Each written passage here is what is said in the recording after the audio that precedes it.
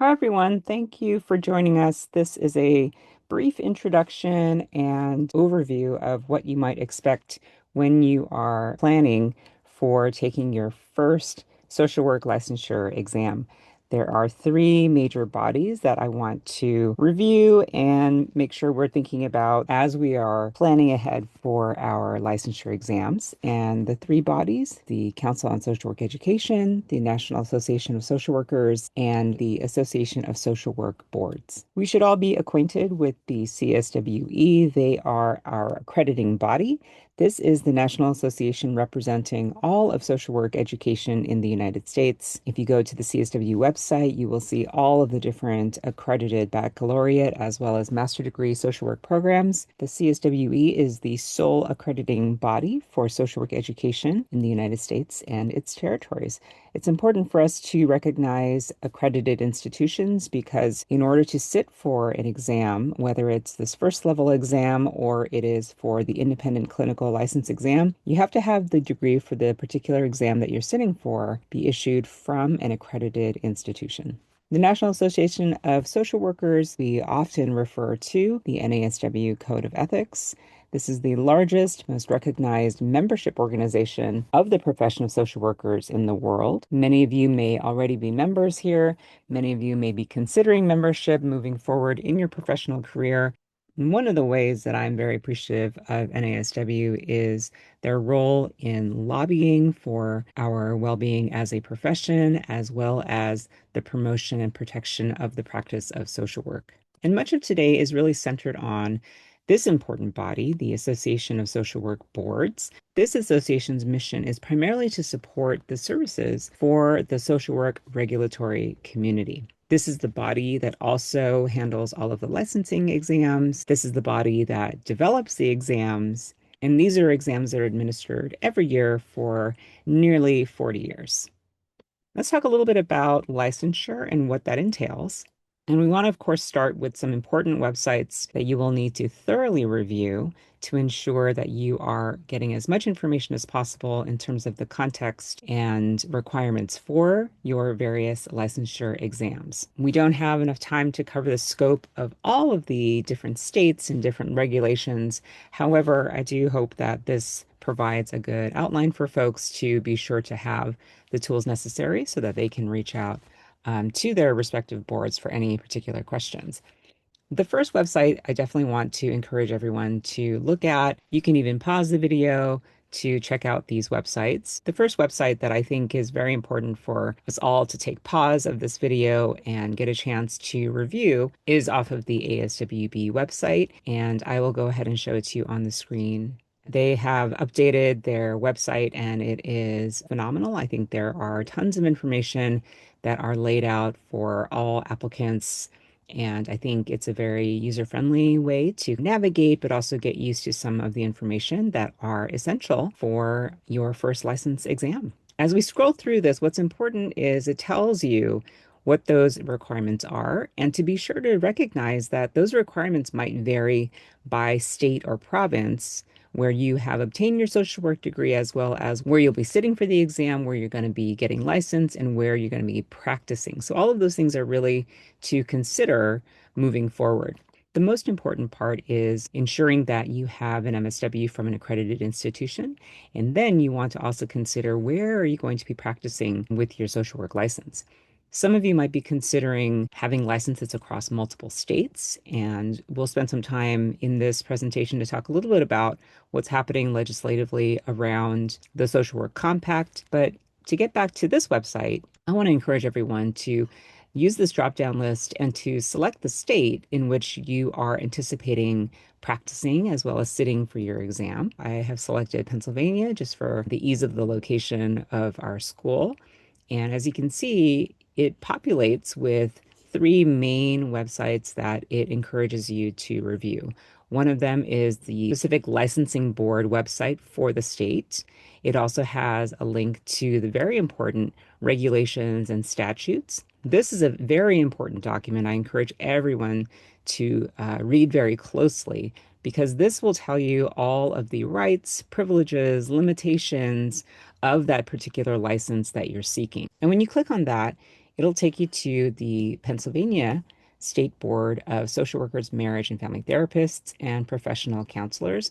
This is the board that regulates and oversees all of the licenses of these particular professions. They have also updated this website recently, and it is much easier to navigate. There are lots of great links and information here for folks who are interested in not only understanding their role as a licensed social worker, but also this entity that will be managing and regulating the issuance of these licenses across the Commonwealth.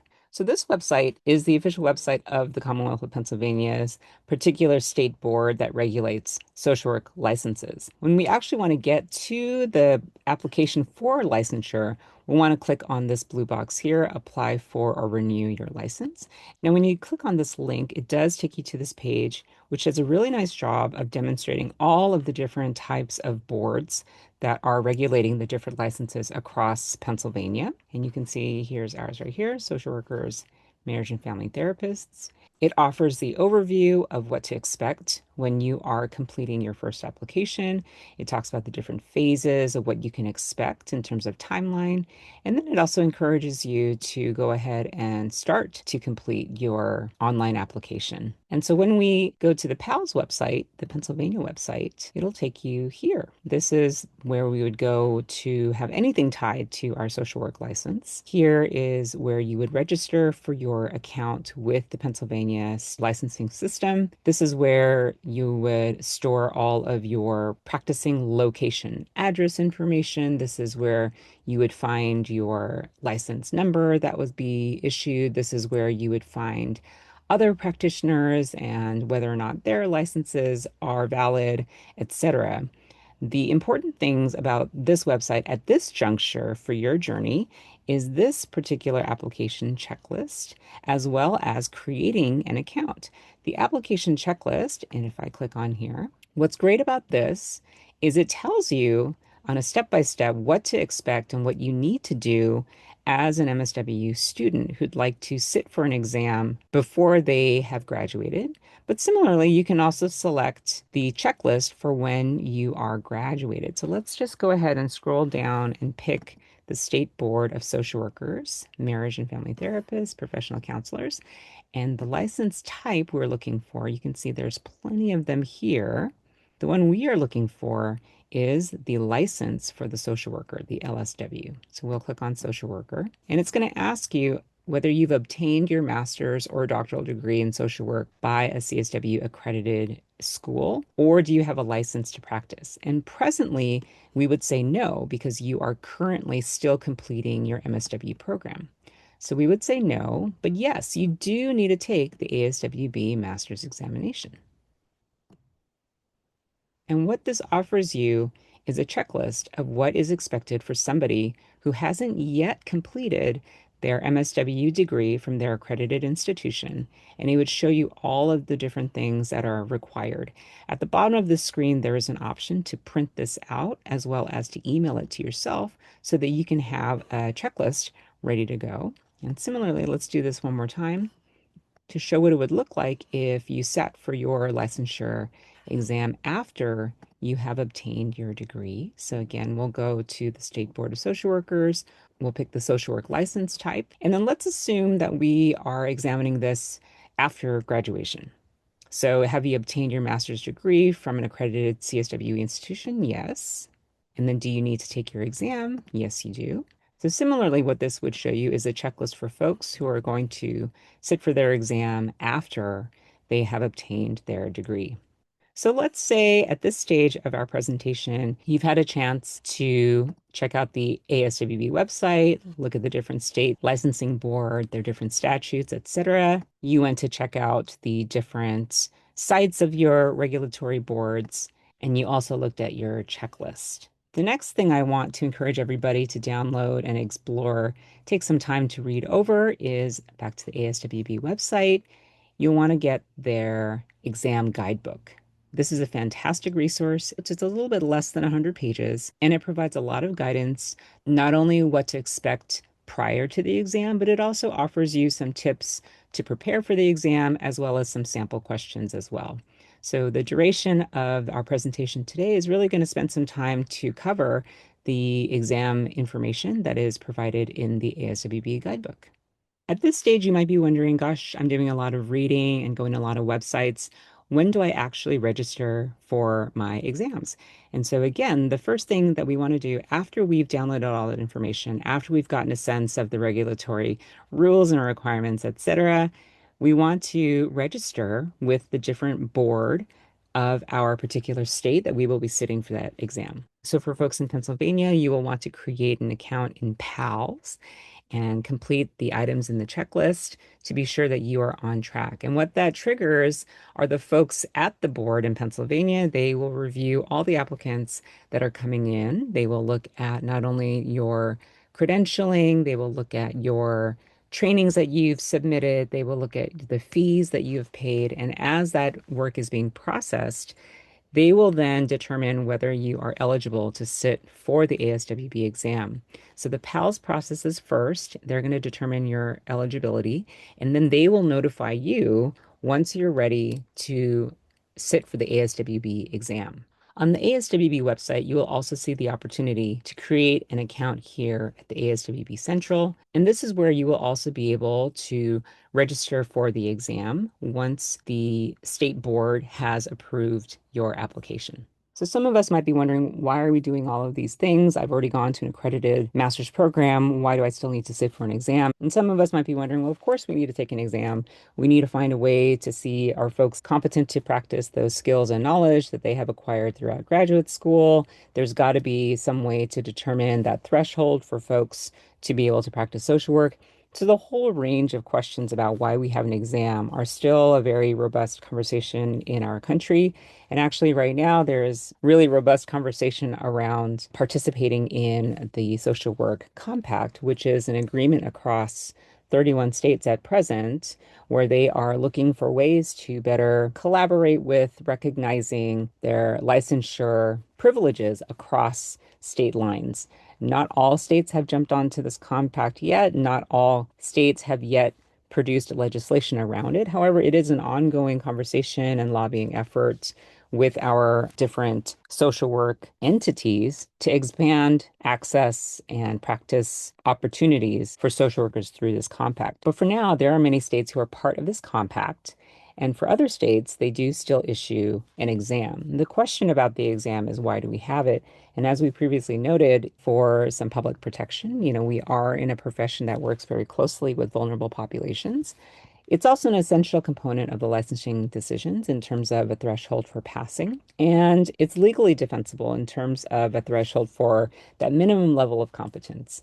That if you went to an accredited graduate program for social work, you should know these knowledge, skills, and values areas in order to practice as a competent social worker. There are various levels of exams within the social work profession. There are some states that offer the advanced generalist license. When you get to the regulations of the different states in which you will be sitting for your exam, they will often tell you what those regulations and statutes are for. Is it for a master's level license of social work, or is it for an advanced generalist? The other exam that we don't want to accidentally register for is the clinical exam. The clinical exam is the independent clinical license that you would get after you have passed the LSW stage and after you have accrued 3,000 hours of supervised master level work so that it gets kind of ready for the clinical independent license. The LCSW, LICSW that many folks will see in their different states, that's the license that you would get where you wouldn't have to have a supervisor signing off on your cases or your clients. And this offers a little bit more of that flexibility for you to be an independent practitioner. In terms of what's on the exam, there are some slight modifications. If you're taking the LSW test before August 3rd, 2026, you will have the same exam that is offered presently. And what that includes are 170 questions, 150 of which are scored and 20 of them are unscored. The entire exam must be completed in 4 hours, and each of these will be in the format of a 3 or 4 option multiple choice question. At the end of the exam, you will know immediately if you have passed your LSW exam. as there is a universal passing score that will be informed also at the close of the exam. All of the 150 items that are scored are randomly administered, and there are multiple versions of this exam that are administered online. These exams are all electronic, and they are delivered by computer at 300 or more Pearson VUE centers across the United States, Canada, and other countries. And the administration is standardized across all of these testing sites. If you are taking the exam after August 3rd, 2026, there are some noted differences than if you took it prior to August 3rd. And those differences include the number of questions in the exam, as well as how the content areas are organized, as we'll get to later in this presentation. But if you're testing after August 3rd, you'll notice that there are only 122 questions, 110 of which are scored, and 12 of them are unscored. For the revised version of the LSW exam, you'll notice that there are still 3 or 4 option multiple choice questions, as well as the 4-hour time limit. However, there is more of a leaning for the 3 option multiple choice that you'll notice in this exam. Very similarly, we will see that these are all computer delivered across Pearson VUE centers in the US, Canada, and other countries. And these are all standardized in terms of their administration under equal conditions. Just to quickly review, in terms of taking this exam, you will apply with the state or the provincial social work board where you will be practicing. For folks in Pennsylvania, it'll be the PALS website. Once the social work board has reviewed your application and have deemed that you have met all the requirements for somebody applying to sit for that license, they will let you know that you can register for the ASWB exam. You cannot register for the ASWB exam until your social work board has notified you and given you permission to do so. Then you would register for the exam with the ASWB. It's a separate entity from PALS. It's a separate entity from your state board. You'll want to go directly to the ASWB website and register through that ASWB Central. Through that process, you'll be able to schedule your testing location, your testing appointment through Pearson VUE, who is the provider of this licensure exam. Some of you might be curious about what's on the exam. Some of you might have some premature test-taking anxiety about how can I study for this exam. And the idea of the exam, again, is to ensure that there is a basic level of competence across all the different accredited graduate MSW programs in the United States. So all of the content that you have learned in your courses, everyone should be ready to take the LSW exam. Now, of course, it's encouraged to review this material because some of the stuff that you might have taken if you have a BSW, some of the stuff you might have taken in your junior year, in your undergrad, might not be as lucid or readily available or retrievable. Similarly, maybe the first semester of your graduate program, maybe there's things that you'd like to review. Maybe there's things like theories that you want to brush up on, things like that. So the question about what's on the exam is a very valid one. I think for many of us, we are very responsible folks, and we want to be sure that we are doing the best that we can in terms of our performance on our particular licensure exam. In terms of what's on the exam, there are some slight modifications based on whether you are taking the exam before August 3rd of 2026 or if you are taking the exam after August 3rd, 2026. If you are planning on taking your exam before August 3rd, 2026, you'll notice that the content areas will remain the same in terms of how they are currently offering the LSW exam. In these 4 areas, you'll see that they are mostly equally distributed across these core areas.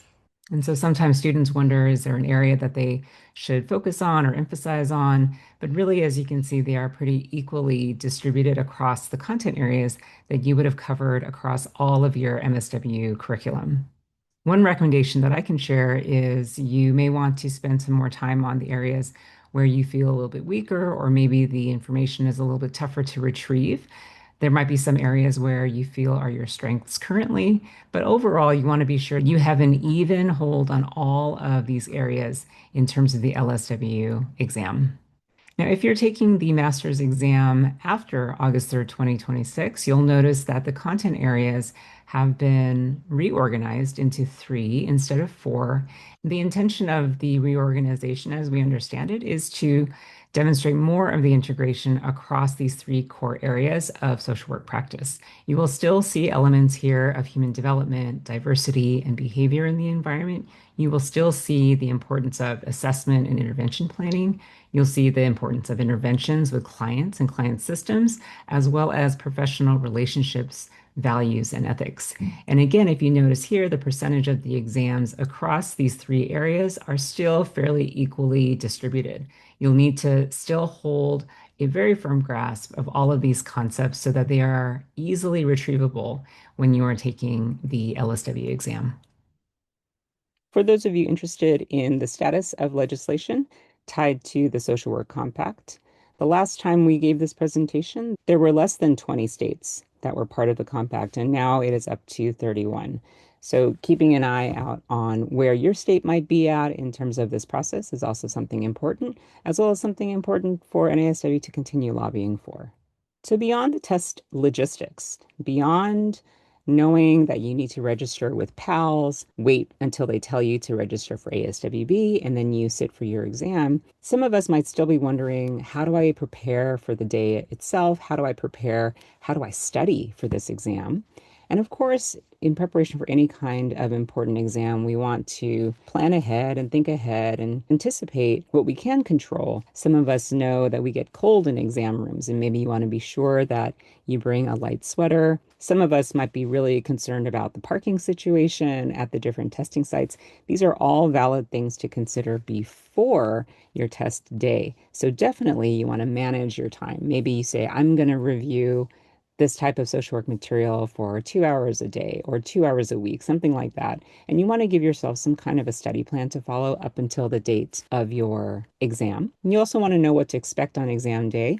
The ASWB exam guidebook is really great because it will tell you what to expect in terms of that particular exam day and what Pearson views policies and procedures will be about in terms of taking breaks or having the locker set up for you outside to put all of your belongings in there. They're not going to accept you to bring any notes into the exam room or any pencils of that nature.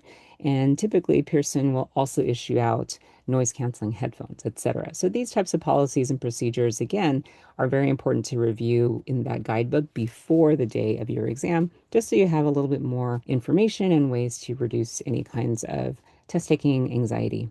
The ASWB guidebook is also handy because it gives you some clues as well as some strategies to taking a standardized test. We do have a nice chunk of 4 hours to go through 170 questions. So there's no rush to complete this. Instead, it's really encouraging you to think very carefully about what the question is truly asking you and to break down the question into any kind of keywords that they might be saying or any kinds of patterns that you might be assessing within the answers that they're giving you. You can also flag a question so you can come back to it at the end to review it before you submit your exam. So some final reminders to share with you today. There are definitely resources that students in the past have shared, as well as different reminders that we think are very handy for folks. Definitely be sure if you are looking for study materials, if you're going online to purchase old test guides, or if you're going to your local library to look for different master level test guides, be sure that you're looking for materials that reflect the EPOS from 2022. Now, granted, if you go online and you see a practice test book that is selling for $1, that sounds like it would be a great deal to practice some of your social work skills and some of the past knowledge. However, if it's based on EPOS 2015, it will not do you any good because the competencies are different from 2015 to 2022. So be sure that you get any kind of practice material from 2022 EPOS. The other thing to note is this national exam is not a trauma-informed exam. And what I mean by that is there are many programs in the country for graduate social work education. We have a trauma-informed focus on ours. There's others that are advanced generalist. Some of them are population specific. Some of them are clinical only programs. Some of them have a far more community organizing focus, et cetera. So all of these different MSW programs around the country may have a different focus, and they are all accredited MSW programs. However, the national exam itself for the LSW is not trauma-informed. So we want to be sure that when we're studying for this, looking at these master level test taking guides are also kind of handy because those are also geared for a general MSW audience. So this is a good time to talk about some of the different test taking guides that might be out there. Some of you might be thinking, gosh, how much is this going to cost me to buy all of these practice books? Where can I get some free materials, etc. And I do want to share a couple of the different options we have here at Penn West, but also some of the free ones that students have told me about in the past. One name that you might be seeing very frequently online is Dawn Apgar. She is a professor of social work, and she's also one of the most well-known names that are tied to these test-taking guides. Master level test-taking guide is lime green. If you choose to purchase it, there's also a free full practice test. The ASWB also has a practice test that you can download there for free as well. Penn West has a copy of the master level test taking guide. I think there might be some limitations on how many folks can use it at one time, but Penn West does have a copy of the master level test taking guide at the library. The ASWB also has an app that you can download, and they offer one test question a day for free. You can also pay additional for any more questions and guidance. But this is also great because then you can kind of get a sense of how the questions are asked and how you can use those test taking strategies and really see areas that are needing a review for your own studying or areas that you know you're already expert in. Pocket Prep is another app that students have mentioned in the past. It's not a free app, I believe. You have to pay for it, but that's another one that students have used.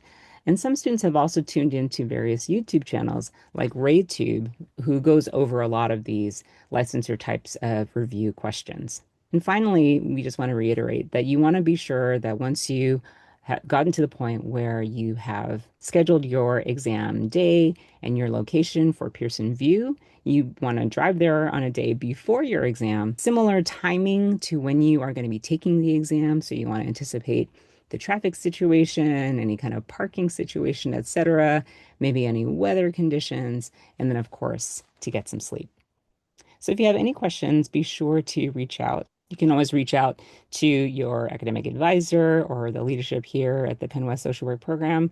We're happy to help you as best as we can. Thanks a lot, folks. Good luck.